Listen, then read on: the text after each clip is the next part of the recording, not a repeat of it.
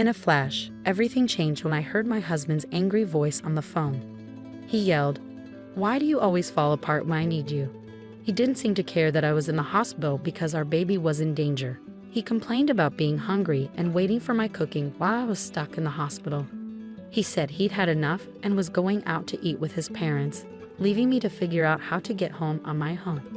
His anger made me feel even worse, especially because I was scared for our unborn baby and worried that I couldn't protect them. I used to be a dedicated cosmetic salesperson known for my hard work and success. I had many awards and loved my job. Meeting my husband felt like a dream come true, and our relationship quickly turned into marriage.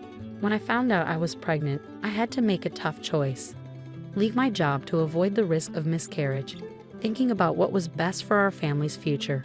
As my pregnancy progressed, my husband's support seemed to disappear. What used to be excitement turned into frustration. Simple tasks became overwhelming for me, and I struggled to meet his expectations. He would ask, "Where's my lunch?" and then criticize the simple sandwiches I made, saying I couldn't handle smells.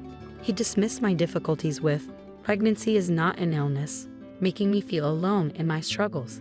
This was so different from the man I had fallen in love with. He stopped coming to doctor's visits and showed less concern for the household chores that were becoming too much for me. Our home, once filled with love and respect, felt like a constant battle as I tried to protect both myself and our baby. I hoped that we'd eventually find our way back to understanding each other. Maybe he's just tired and stressed from mentoring a new person at work. I kept telling myself that once the baby is here, his busy schedule will ease up and we'll settle into a good routine as a family. I reassured myself, whispering "okay," while gently touching my growing belly, trying to stay positive despite the challenges with my changing body and our strained relationship. Things between my husband and me haven't improved. On top of that, my in-laws have started showing up unannounced, which has added to my stress.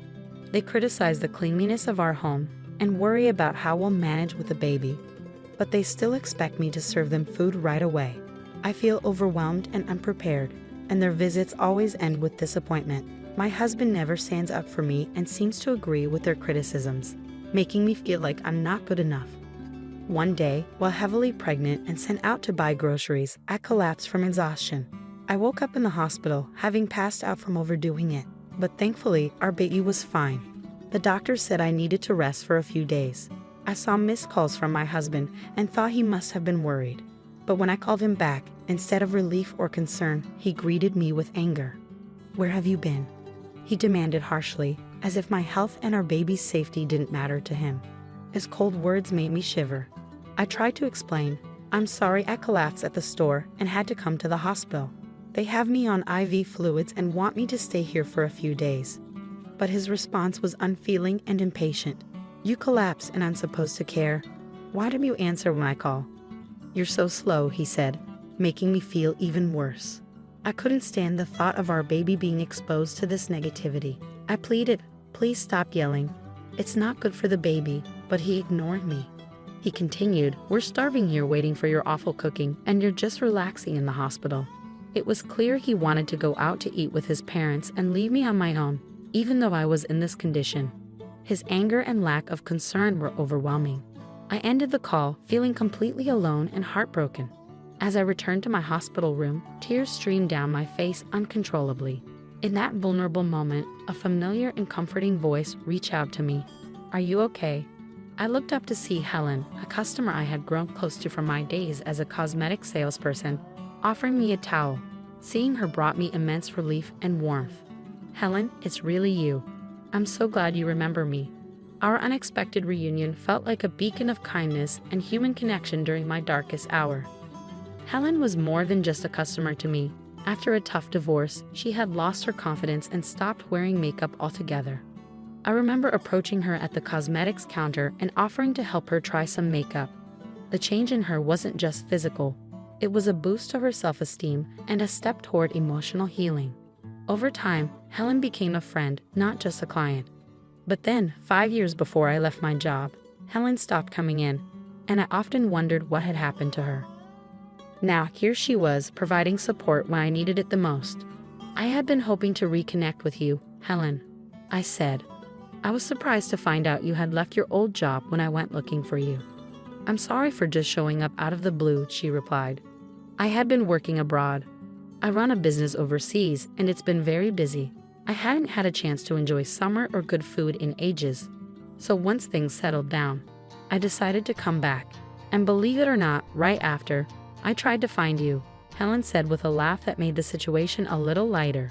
"I ended up here with appendicitis. It's just in the early stages, so medication should handle it. If this had happened while I was still abroad, the treatment cost would have been sky high, so in a way, I'm glad it happened here." Her optimism and warm smile were contagious, and this surprise reunion cheered me up. We happily reminisced about old times. As our conversation went on, Helen, with her kind smile, gently asked, "You don't have to share if you're not comfortable, but I noticed you seemed upset earlier. What's going on?" Feeling I could trust Helen, not just as a former customer but as a real friend, I opened up about my troubles with my husband and in-laws. "I'm really worried about bringing my baby into this environment. I'm afraid they'll be treated the same way I am. And without my job, the thought of living independently, especially with a child, feels overwhelming." To my surprise, Helen made a truly generous offer. "I actually have an apartment you could use. I manage a few properties as part of a project I started with land I inherited. It's a cozy 2-bedroom with a separate bathroom, soundproof walls, and it's in a safe neighborhood close to supermarkets and a police station. You wouldn't need to pay a deposit right now, and you can start paying rent whenever you're ready. It's a really good deal. What do you think?" Helen's excitement and sincerity were so genuine that I couldn't help but laugh in disbelief. "Are you sure you can offer it at such great terms?" I asked, overwhelmed by her kindness. "Absolutely," Helen said. "I trust you'll take good care of the place, and I think it's important to support each other in tough times. You're more than welcome to stay there," she assured me with a warm smile. Helen's unexpected kindness felt like a ray of hope. It wasn't just an offer of a place to stay, but a chance for a fresh start. Her generous gesture was something I couldn't refuse, so with heartfelt gratitude, I accepted. Days later, once the doctors gave me the all clear, I left the hospital and moved straight into the apartment Helen had set up for me. She had arranged everything effortlessly over the phone, showing incredible generosity. I didn't go back to the home I shared with my husband. Instead, I embraced this fresh start in Helen's cozy and welcoming apartment. Although I felt a bit guilty about not paying rent right away, Helen just laughed it off, telling me not to worry. While my husband was at work, I went back to our old home to pick up my things. It felt strange and empty, much like how I felt inside. Helen's support went beyond just offering the apartment. She connected me with a lawyer who had helped her before, and this solidified my decision to pursue a divorce. The lawyer's encouragement gave me hope, and with each hospital visit confirming the health of my baby, my resolve grew stronger. One day, as I left the hospital, I was alarmed to see my husband waiting for me. I panicked and tried to leave quickly, but my pregnancy made it hard to move fast. He confronted me about the lawyer and our living situation, gripping my arm tightly. I stood my ground, insisting that any discussions about the divorce, compensation, or child support should be handled through the lawyer. I refused to return home with him. As he tried to force me to go back, a young woman stepped in to help.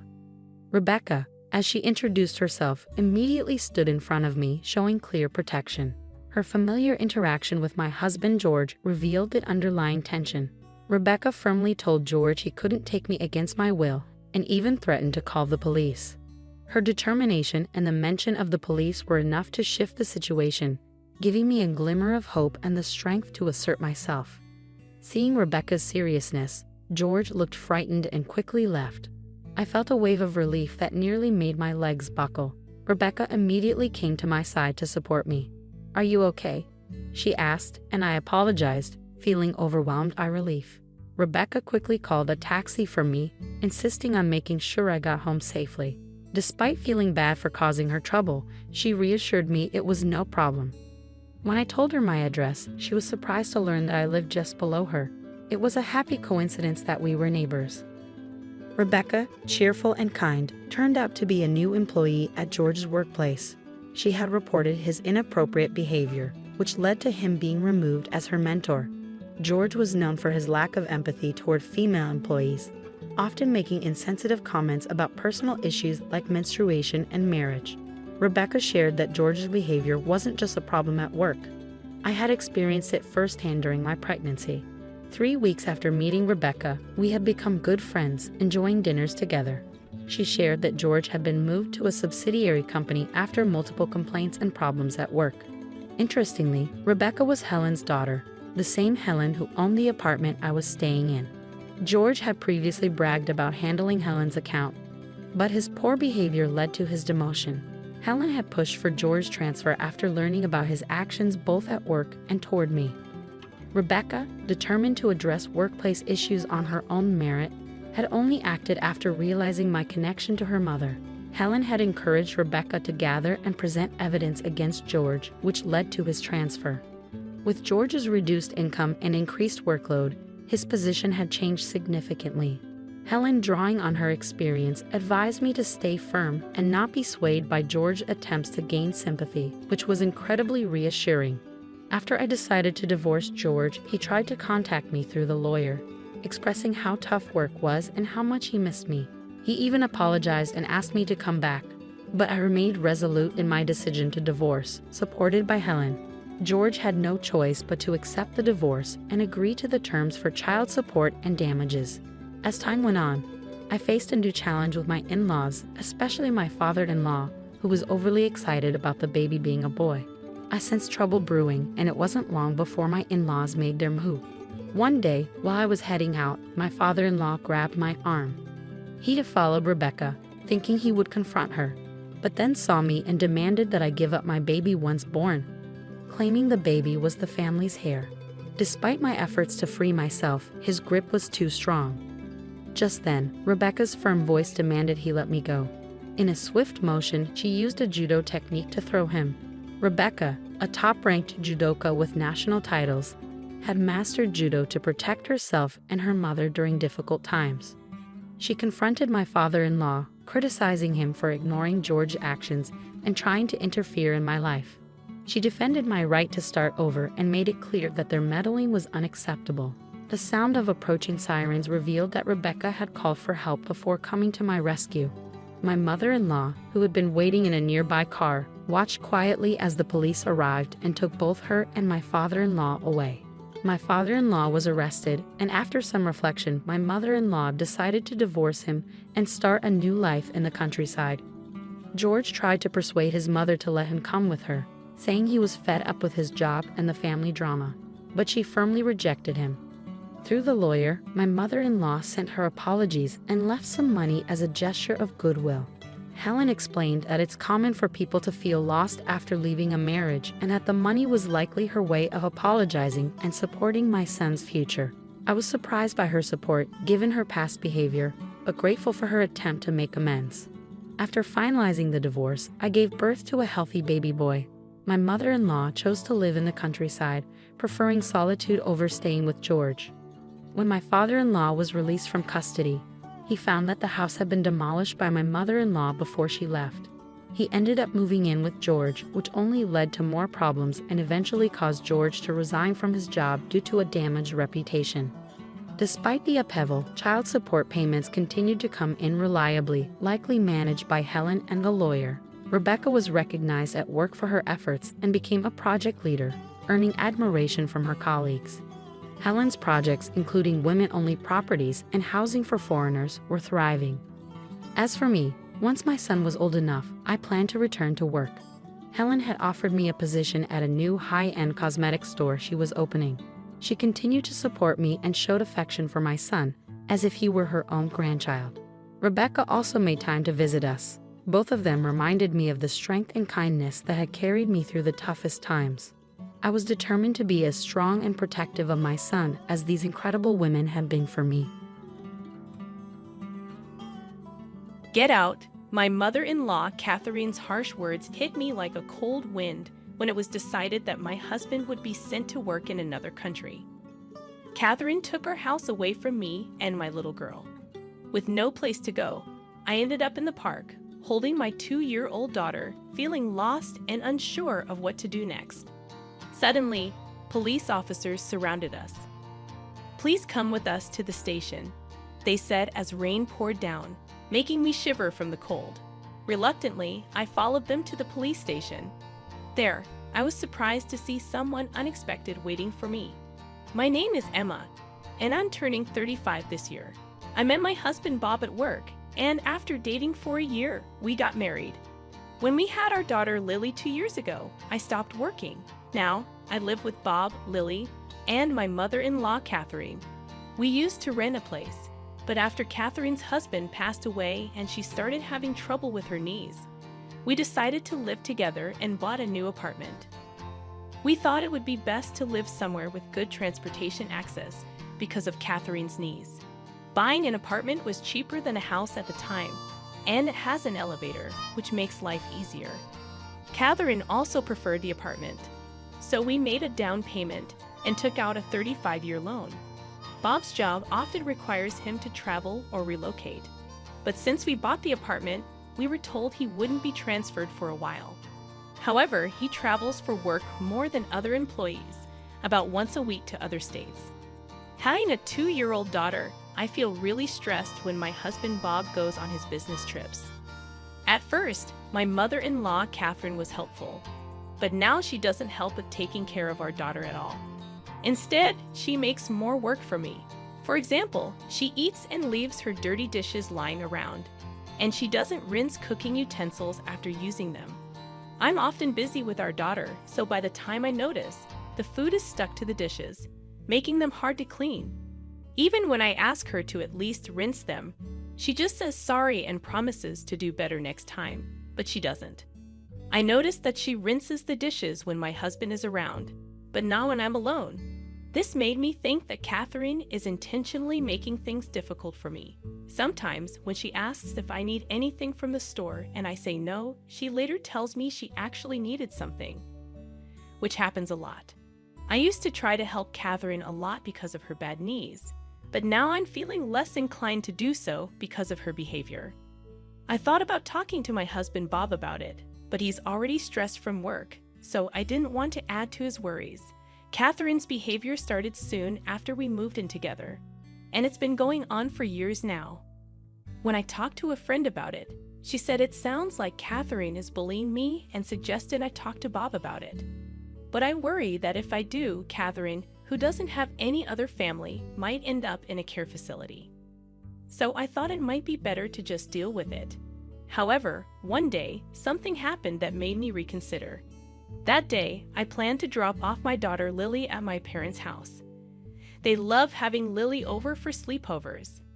Thanks for always bringing Lily. We love having her here. Why do you stay over sometimes too? My mom suggested. I'd love to, but I'm worried about leaving Catherine alone. I'll head home. Just don't spoil Lily with too many toys, I replied. After a nice chat, I left and headed back to our apartment where Catherine was waiting. When I got back, I realized I had forgotten my keys inside. At first, I was worried, but then I remembered Catherine was home. I tried calling her using the intercom, but there was no answer. Maybe she had gone out. I decided to wait outside for a while. But even after waiting for 2 hours until it got dark, Catherine didn't come back. When another resident returned and unlocked the main entrance, I followed them in. Catherine rarely goes out at night, so I was sure she was still at home. I rang the intercom again, but still no response. I could hear a faint sound from inside, confirming Catherine was there. I tried a few more times, but she refused to answer. Feeling defeated, I decided to stay at a nearby motel for the night and planned to sort things out when my husband Bob returned from his trip. What happened? Out shopping. I told Bob that Catherine had locked me out. He was understandably upset for me, but Catherine just brushed it off, saying, "Oh, maybe I didn't hear you because of my hearing. I'm getting old, you know," with a smirk on her face. I was relieved to be back inside. After getting my keys, I went to pick up Lily from my parents' house. When I talked to my parents about what happened, they said, "Sounds like Catherine is making things difficult for you. If it gets too much, you can always come back here." Their comforting words brought tears to my eyes, but I quickly wiped them away before heading home with Lily. For a while, things seemed okay with Catherine. But then, out of nowhere, Bob's international transfer became final, It was a permanent move, not just a short business trip. We finally bought a place, and now this international assignment. What do you think? Bob asked me. I think it's best for you and Lily to stay in the US, I replied. But when he asked if I could handle living with my mom, I hesitated. Thinking about the potential stress it could cause Lily, I decided it would be better for us to stay in the US. After we made that decision, Bob had to leave for Europe. Although he was worried about us, he was really busy with work, so it was just me, Lily, and Catherine at home. But things quickly went downhill once Bob left for Europe. Catherine's attitude completely changed. On a stormy day when it wasn't safe to go outside, Catherine dropped a bombshell on me. Now that Bob's gone, wouldn't it be better if you and Lily move out? She said. Excuse me? What do you mean? I asked, shocked. Just what I said. I'll take over from here. I just feel I can't relax with strangers in the house. I'd appreciate it if you could leave right now. I couldn't believe what I was hearing. Catherine's request felt like a slap in the face. Despite not being blood relatives, I had always treated her like family and tried my best to make our living situation comfortable. But to Catherine, it seemed like we were just unwanted guests. As I contemplated gathering our belongings and returning to my parents' place, Catherine uttered, "Instead of wasting time, why don't you just leave?" Before I could react, Lily and I found ourselves standing outside, still in our everyday clothes, evicted from our own home. No matter how hard I knocked on the door, Catherine refused to let us back in. Lost and bewildered, I carried Lily through the pouring rain to a nearby park. Thankfully, there was a shelter there that provided some relief from the rain. Ideally, I would have checked into a motel or gone back to my parents' house. But I had left my wallet and phone inside. Feeling helpless, I sat in the park, trying to figure out what to do next. Time seemed to blur as the rain continued to pour down. Exhausted and cold, I started to drift off to sleep despite the darkness and biting cold. I worried about Lily catching a cold. As terrible as it seemed, the only option I could think of was to walk to my parents' house, even though it would take 3 hours. As I sat there pondering our predicament, I noticed 2 faint lights in the distance coming closer. Due to the rain, it was hard to see clearly, but I could make out that they were from 2 police officers. I thought maybe they could offer some assistance, but before I could approach them, one of the officers called out to me. "Are you Emma? And is this little one Lily?" the officer asked. Surprised by their recognition, I weakly replied, "Yes, that's us." "Please come to the station with us," the officer said. "Why, the police station?" I asked, feeling puzzled. Wondering if something was wrong, Lily and I followed the officer's instructions and got into the patrol car. We were shivering from being out in the rain for so long, but the officers had brought large towels to help keep us warm. "You might need these. We've got some spare clothes back at the station for you," they said kindly. Curious about why they knew about us and why we were headed to the police station, I asked, "How did you know where to find us?" They replied, "We'll explain everything once we're back at the station. For now, just try to relax." Exhausted, I soon drifted off to sleep and woke up to find that we had arrived at the police station. Following the officers inside, I was surprised to see Catherine and my uncle waiting there. "Uncle, what are you doing here?" I asked, puzzled by his presence. "He was contacted by Bob," my uncle explained. "Bob suspected you might be having problems with his mom, and since he's overseas, he asked me to keep an eye on things for him." According to my uncle, Bob had talked to him about this issue previously. He said Bob had asked him to keep an eye on things because he couldn't be there himself. My uncle had seen us out in the rain earlier today. He had considered taking us in himself, but he thought Catherine's actions were extreme, so he decided to report it to the police. That's how the officers knew where to find us and came to help. Catherine had also been summoned to the police station. She sat on the sofa, glaring at me, appearing unaware of why she was there. "Why do I have to be here? My knee is bad, you know. If Bob was here, this wouldn't be happening," Catherine argued. but the whole situation stemmed from Bob asking my uncle for help. In discussions with the police, it seemed likely that there could be legal consequences. Therefore, I was advised to consider hiring a lawyer.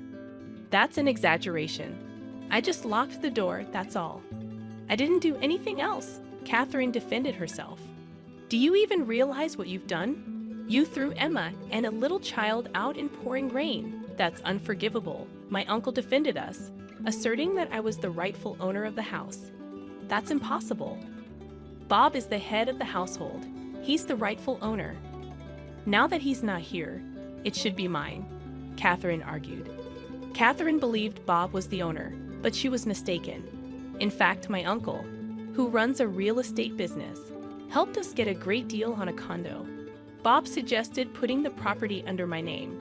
I didn't think much of it at the time, but now I'm grateful I listened to Bob's advice. Following my uncle's guidance, I decided to hire a lawyer. The lawyer explained that it would be difficult to remove Catherine from the house. Therefore, the best option might be to place her in a care facility. Upon hearing the lawyer's advice, I immediately called Bob to explain the situation. Bob hadn't realized the situation had escalated so much and said he wanted to return from Japan to discuss it properly. He also mentioned he was considering placing Catherine in a facility. Meanwhile, Catherine, oblivious to all this, was snacking on crackers casually at the police station.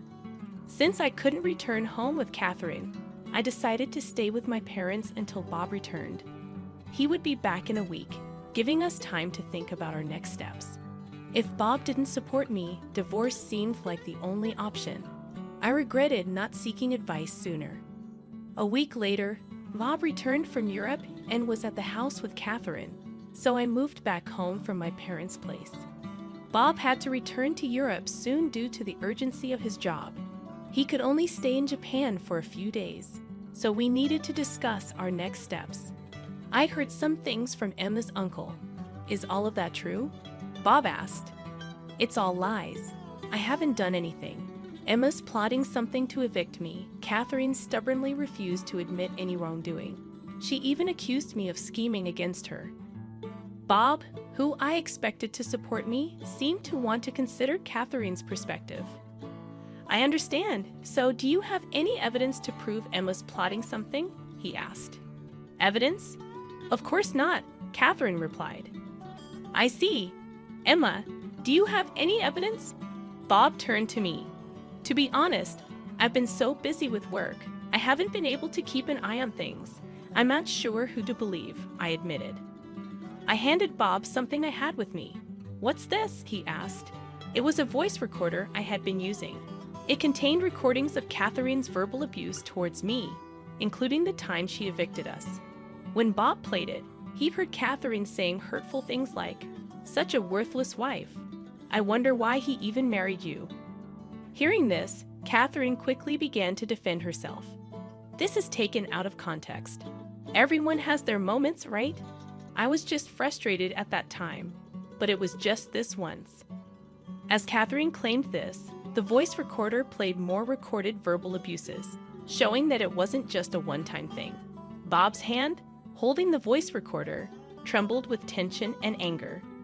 Meanwhile, Catherine looked guilty. "Mom, what is this about?" Bob asked, but Catherine remained silent. "If you won't answer, then I assume this is all true. If so, I need to protect Emma and Lily. You understand that, right?" Bob's anger was palpable, something I had never seen in him before. Catherine, seeing this side of Bob for the first time too, looked frightened and couldn't say a word. After several discussions before Bob's return to Europe, I made it clear that I couldn't continue living with Catherine. With Lily around, I couldn't risk another incident like the one before. Bob seemed to agree, leaning towards placing Catherine in a care facility. However, Catherine strongly opposed the idea, making the discussions more complicated. Despite the opposition, I decided to sell the house. "You can't stay here anymore. If you don't want the facility, you'll need to find another place," I told Catherine. "How dare you decide this on your own? I won't allow you to sell the house." Catherine resisted the idea, but it was a difficult request to ignore. Lily and I had already decided to move to Europe. Bob regretted not being more present for his family and wanted to be there for us moving forward. Although I was hesitant about living abroad, knowing Bob would be with us reassured me. Plus, Lily is only 2, and it would be beneficial for her to learn and grow in Europe. Therefore, selling the condo, which still had a mortgage, was the only viable option. If we left it as it was, Catherine would have to cover the mortgage, but her fixed income wouldn't suffice. Given her future prospects, it was crucial for someone to assist her. Despite our efforts, Catherine refused to move into a facility voluntarily. So we had no choice but to arrange for her to be placed there forcefully. I'm sorry, but I have to head back to Europe. Could you handle any necessary procedures here? Bob asked before leaving. With the help of others, I managed to finalize Catherine's admission into the facility. The staff there kept me informed about her condition, but unfortunately, she wasn't doing well. It would be one thing if she were simply feeling down, but it seemed she was causing trouble for the staff and other residents. Before heading to Europe, I visited her to check on her well-being. However, she lashed out at me, accusing me of locking her up in the facility.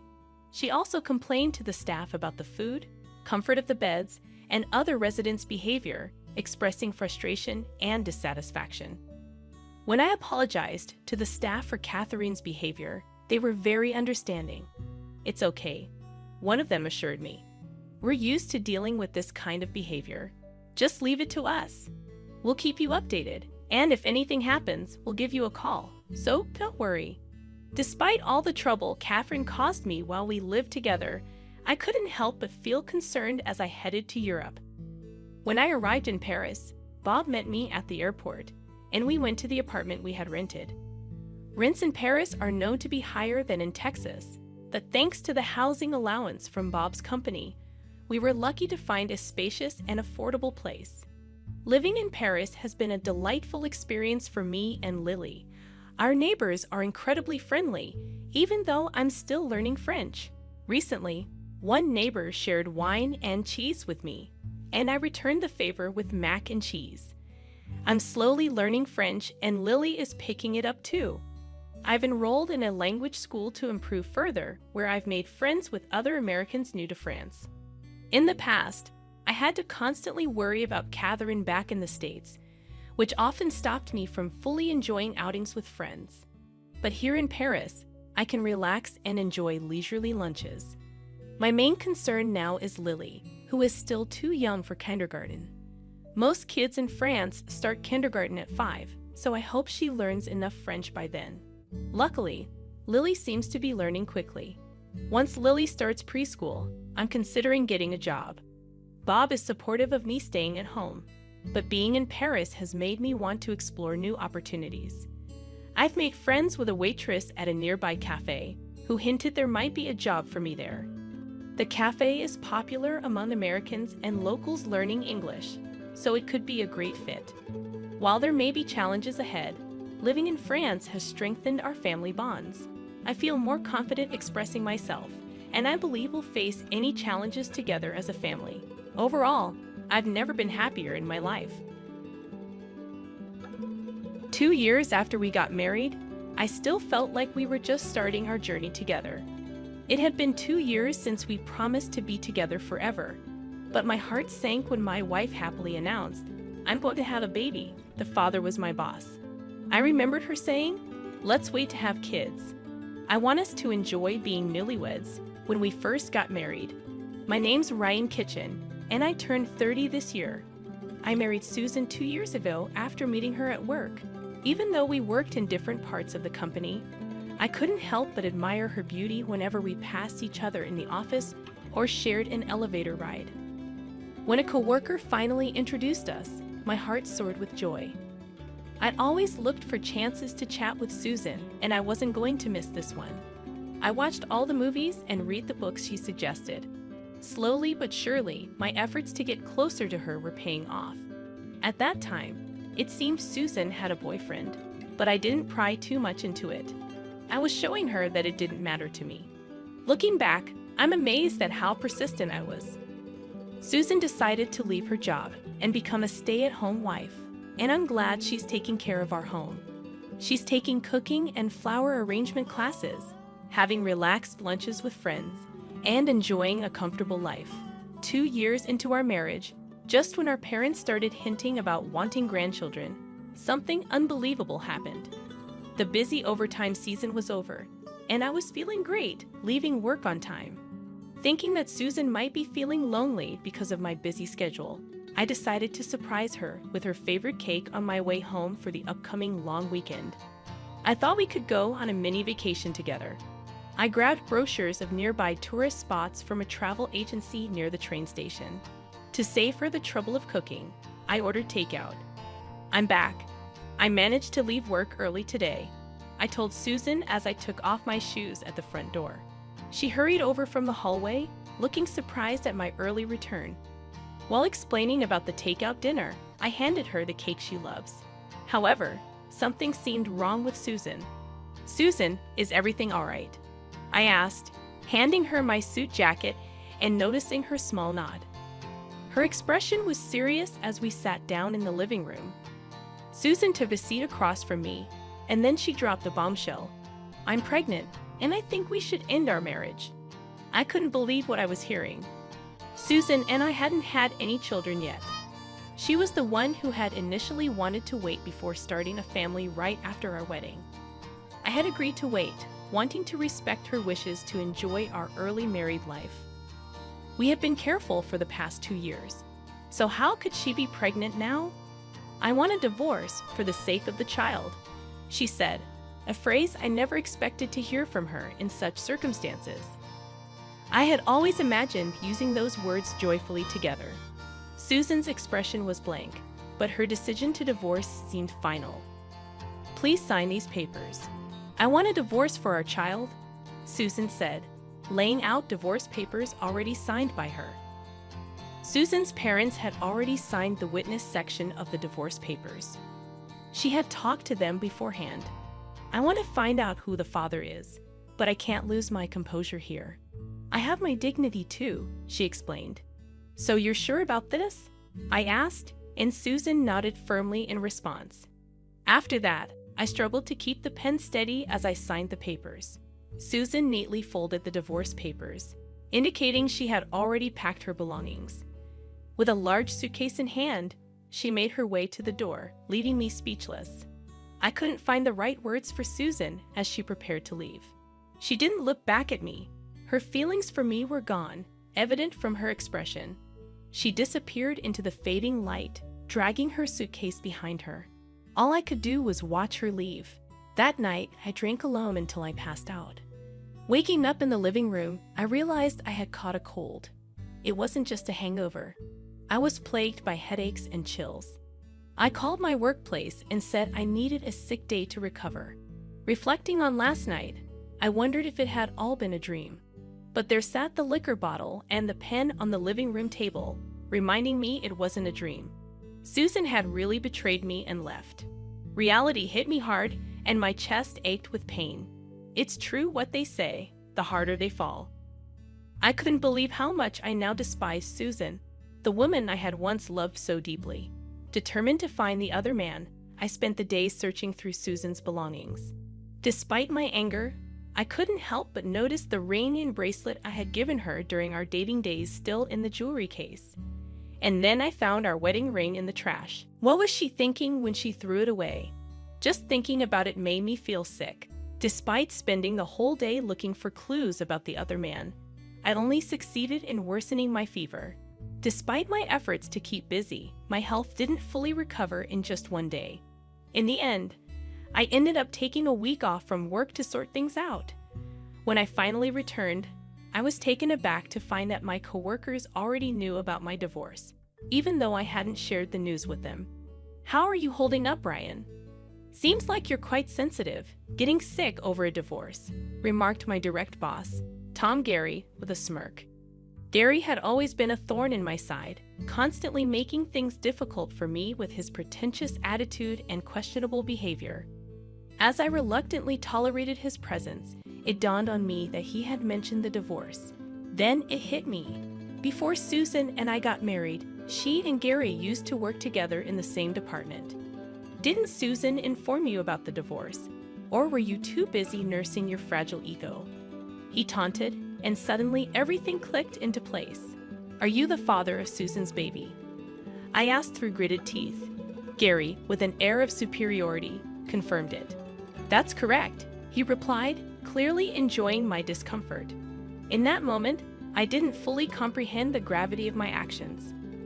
When I regained consciousness, Gary lay sprawled across the room, surrounded by a toppled chair and scattered desk items. My fist throbbed with a dull pain, a testament to the altercation. The scene resembled a chaotic festival, with some people assisting Gary while others attempted to restrain me. Despite being struck, Gary found amusement in the situation, laughing at the trouble I had unwittingly invited. He had manipulated me into losing control. Gary happened to be the grandson of the company's founder, making matters worse. By punching him, I had assaulted a future executive. Predictably, I was suspended and ultimately terminated from my job. Now, I was not only unemployed but also abandoned by my wife. My life spiraled into disarray. Though I knew I needed to find work to survive, my actions lagged behind my thoughts. Daytime became an excuse to drink, and nightfall brought more of the same. It was a self-destructive cycle, devoid of motivation. The only solace was my savings, a result of past diligence. After about a month, an unexpected visitor appeared. Initially, I pretended not to be home, ignoring the doorbell. However, it persisted, ringing again after 30 minutes, prompting another round of feigned absence. An hour later, the doorbell chimed once more, aggravating my already frayed nerves. Irritated, I grumbled about the intrusion as I begrudgingly answered the door. Standing before me was a stranger, a woman of unfamiliar stature, her gaze piercing into me with a judgmental intensity. I felt a wave of discomfort wash over me, prompting me to shift my gaze away. "May I ask who you are?" I inquired tentatively. The woman, exuding an air of dignity and strength, wasted no time in getting to the point. "Are you the former spouse of that woman?" Her directness nearly caught me off guard, causing my heart to skip a beat. It was clear she was referring to Susan, and she didn't mince words. She introduced herself as Lillian Gary, confirming my suspicions about her relationship with Gary. The prying eyes of the neighborhood ladies passing by only added to my unease. I had always found their penchant for gossip unsettling. "Please come inside," I offered hastily, hoping to avoid further speculation. Lillian accepted the invitation graciously and stepped into the disarray of my home without hesitation. I hadn't made any effort to tidy up, but she didn't seem deterred. As we entered the cluttered living room, she silently began to gather the scattered debris. "I can handle that myself," I protested weakly, but she dismissed my objections. "We can't have a meaningful conversation amidst this chaos, can we? If you're not going to assist, please take a seat," she snapped, so I straightened up and settled onto the couch, watching in silence as she efficiently tidied up the room. "Why don't you freshen up?" she suggested. Her words caught me off guard, prompting me to hurry to the bathroom. I quickly washed my face, startled by the unfamiliar face staring back at me in the mirror. I shaved, washed, and combed my hair, feeling a semblance of normalcy return. For the first time in a while, I felt a bit more human. Returning to the living room, I found the cleaning already completed, with the trash bagged and placed in the hallway. "I used your kitchen," Lillian mentioned as she handed me a cup of tea. She seemed surprisingly capable for Gary's wife. "Thank you. I feel like myself again," I expressed, surprised by the sincerity of my gratitude. Lillian responded with a faint smile, though it quickly faded. "My husband asked for a divorce because he fathered a child," she stated bluntly, clearly not one to mince words. "I went through the same thing with my wife. I'm already divorced," I responded, indicating that it was no longer my concern. She let out a deep sigh, suggesting that Gary's indiscretions were nothing new to her. Apparently, he had previously settled a scandal involving Susan with money, leading her to immediately marry me as a sign of ending things with Gary. This time, Gary attempted to resolve matters with money again, but Susan refused to budge. From Lillian's tone, It was evident she still harbored feelings for Gary and desired to rid herself of Susan. "So, you want to reconcile with Gary instead of getting a divorce," I summarized, surprised that she could still have feelings for someone who had cheated on her twice with the same woman and had a child with her. Lillian appeared taken aback when I asked if she didn't want a divorce, as if the thought hadn't crossed her mind. "Do you believe it's possible to move forward from this?" I questioned, finding her expressions and demeanor intriguing. I awaited Lillian's response with anticipation. With a slight smile, she simply remarked, "We're still married after all." I'm not sure why, but her words left me feeling defeated. In the end, I asked Lillian to leave, agreeing to revisit the discussion another time. The day following Lily's visit, Gary paid me a visit. It appeared he had been informed by Lillian about her conversation with me the previous day. As a former superior, I'd ushered him into the living room. Gary glanced around the room and chuckled. "What's amusing?" I inquired. "Lillian's handiwork, isn't it?" Gary replied, a hint of amusement in his voice. I hadn't noticed, but it seemed Lillian's touch was evident in the tidiness of the room. The camaraderie between them grated on my nerves. When I questioned his reason for visiting, Gary disclosed that he had a favor to ask. He wanted me to persuade Lillian to divorce him. His request left me stunned. According to Gary, Lillian is unable to conceive, and he desires an heir. Susan's pregnancy presented a perfect opportunity for him. He offered me a bribe to persuade Lillian to agree to a divorce, placing a thick envelope on the table. The sight of him trying to resolve everything with money sickened me. "I want children, something Lillian can't provide," he stated, pushing my patience to its limit. I grabbed him by the collar, but he continued laughing, seemingly confident he wouldn't be struck again. Just as I prepared to swing my fist, a soft hand intercepted my raised arm. "Is my husband worth hitting?" Lillian's voice cut through the tension as she entered the room. "You left the front door wide open." "That's careless," she scolded me, causing me to release my grip on Gary. "Okay," I muttered, feeling the momentum drain from my confrontation. "So you desire a child?" Lillian murmured, her gaze fixed on Gary, who nodded in agreement. From her back, she produced divorce papers. "Are you satisfied now?" she asked, offering the papers to Gary with a stunningly beautiful yet unsettling smile. As Gary accepted the papers, his fingers brushed lightly against her hand, leaving me with a sense of intrusion. I quickly averted my gaze, feeling as though I had witnessed something private. "Thank you," Gary muttered before swiftly exiting. "We're enemies now, aren't we, Gary?"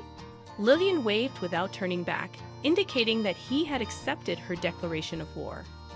Once Gary disappeared from view, Lillian turned her attention back to me. "Shall we nurse our wounds together? But first, let's seek our revenge," she proposed. We both decided to separately demand compensation from Gary and Susan.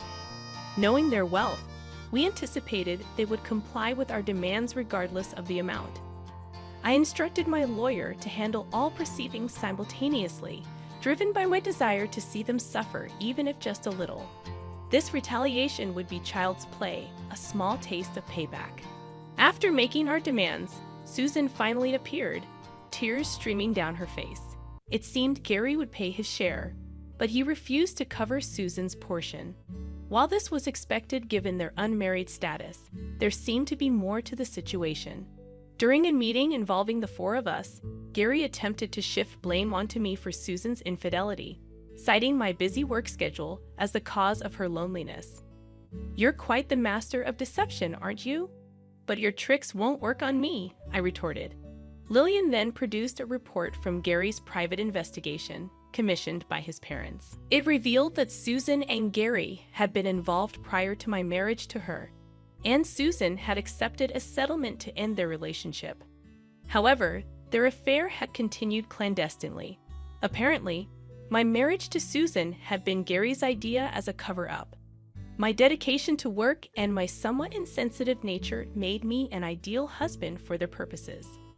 Additionally, working alongside Gary provided them with a convenient means of monitoring me. The level of detail in the report compiled by Gary's parents at significant expense, was astonishing. Lillian calmly read through the contents, causing Gary and Susan's faces to pale. Susan was the first to crack, her hysterical screams filling the room until they were cut short by tears. "Stop it now. It's not good for the baby if you stress yourself out." We reprimanded her, prompting Susan to flinch. Under the weight of Lillian's icy gaze, Susan fainted on the spot. Gary, in a panic, rushed to her side, cradling her in his arms. Lillian's smile hinted at her surrender. "That's a pity. I believe Lillian truly loves Gary. Love and hate are two sides of the same coin. The deeper the love, the deeper the hate," she mused. It seemed Gary understood this too. In the end, I played no part in the discussion, as Lillian dominated the conversation. As the meeting concluded, Lillian laughed at me, saying, "That's it." Afterwards, news of my divorce spread throughout the workplace, as I had disclosed it to my colleagues. Despite the company's attempts to keep it under wraps, it was too late. Gary found himself sidelined at work and estranged from his family. Susan, now remarried, struggled with issues involving her in-laws. Gary's parents, who favored Lillian, treated Susan poorly, having driven Lillian away. Once all the alimony and other matters were settled, I invited Lillian for coffee. She shared her current situation, working at a friend's company while living independently. "I can't have children, so I need to be self-sufficient," she explained. Seeing her speak with such sincerity eased my fears. "I don't agree with your reason for independence," I admitted, surprising both of us with my firmness. I noticed she still wore her wedding ring, a reminder of Gary. Summoning my courage, I expressed my feelings, asking her to wait until I found a job. "I hope to become your partner," I confessed. Lillian seemed taken aback at first, but then chuckled, acknowledging her complexity. "I know I can be difficult," she admitted. "I'm well aware," I replied, gently tracing the back of her hand with my finger. It seemed she was letting go of her past as she removed her ring. Then she lightly touched my hand, her affectionate gesture filling me with warmth. "I'll make you happy, so please wait," Lillian explained, her laughter brimming with joy. In that moment, I vowed to protect her smile forever. As the video concluded, I reflected on our journey together, eager for the future. What did you think? Subscribing to the channel will encourage us to produce more. See you in the next video.